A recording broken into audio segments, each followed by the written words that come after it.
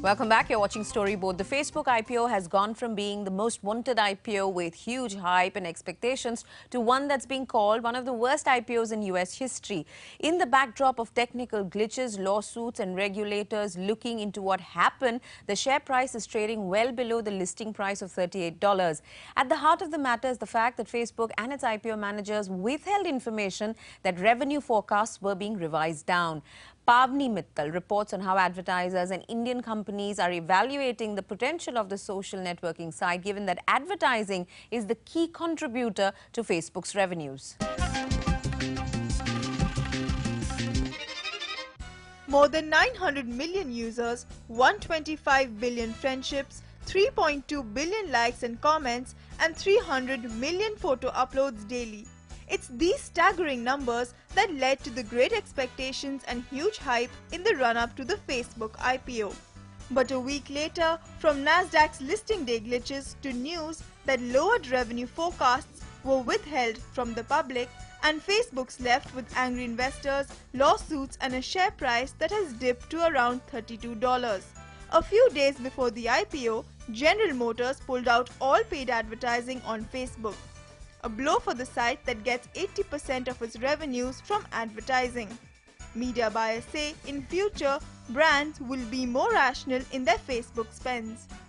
With Facebook at post-IPO, it's very difficult to live up to this hype that's been generated, but that doesn't necessarily mean that it isn't a good platform for brands. And I think what we'll see now is a much more realistic approach to Facebook based on data, what's actually working, more pragmatic approach, which will be healthy long term. I think it will be much more sustainable growth over time than perhaps what we're seeing right now, which is this fan frenzy. Brands simply racing out to get as many fans as they possibly can versus their competition without really understanding what they want to do with those fans, whether they've got the right fans.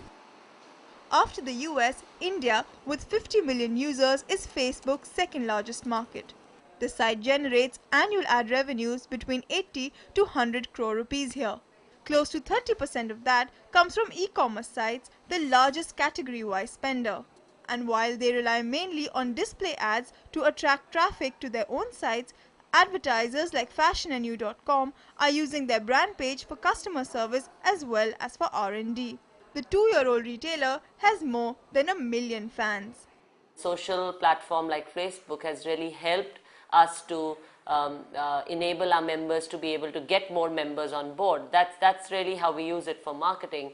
On the engagement side, well, our Facebook page, the community that we manage on Facebook or we build on Facebook, over 1 million of our members are engaged with us on that platform, and on a day-to-day basis we solve their service issues, we connect with them, give them more details about the new sales that are going live every day, we give them styling tips, we bring them fashion trends, and so it's a great platform for us to connect with our members beyond the shopping environment which is present on fashionandyou.com.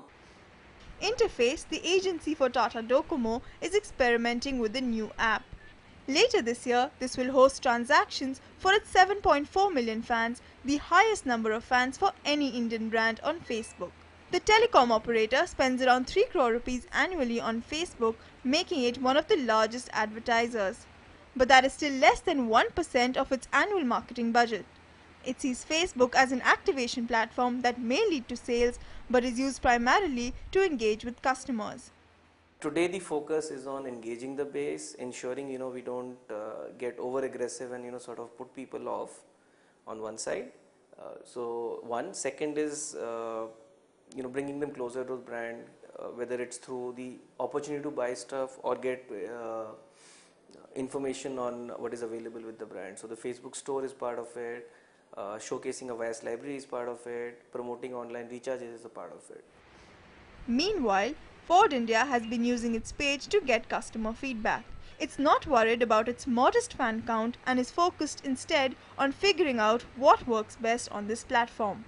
It's been a hit and miss kind of a story. We've learned over a period of time the kind of content that people within the community appreciate. So let me give you an example here. Whenever we've rolled out content which is about how do it yourself kind of content, For example, new technologies that we brought in, like ePass, or we brought in voice recognition technology in the Fiesta. When we create content which is around something that is new, something that very simply explains the technology to the consumer, the tendency to use and absorb that content tends to be higher. But if you try and do anything which is like a product push, the aversion factor kicks in. While Starbucks, American Express and Burberry have set the benchmarks on what brands can do on Facebook, experts caution brands that blindly chase fan numbers. In India, the low penetration of digital media has impeded Facebook's growth, and it's only by jumping to the mobile screen that the social network will grow here as well as around the world. They have to get their arms around mobile. I think that is really the battleground, and when you look at what their competition, whether that's Google with the acquisition of Motorola for $12 billion, or what Apple's doing, or the partnerships that Microsoft has created, I think they all clearly see that as the key battleground for the future, as all the folks that are not on the internet right now come onto the internet via mobile devices. So that could be tablets or mobile phones. So that's a really critical area for them to get right. Hence the purchase of Instagram. Why would you pay $1 billion? I still question the value of it, but part of that is to make sure that they strengthen their mobile offering. And I think the other thing Facebook needs to do, they need to keep evolving the advertising product. Third-party tools like Buddy Media, Tech Enlightenment and Virtue are being used to measure efficiency and engagement levels on Facebook. But the nascent stage of the media and constant evolution pose a challenge. While competition is hotting up from sites like Google+, Twitter and Pinterest, experts, like you heard, say that the mobile frontier is the biggest challenge for Facebook. In Mumbai, Pavni Mittal. And up next on Storyboard, all the action from Portfolio Night 2012.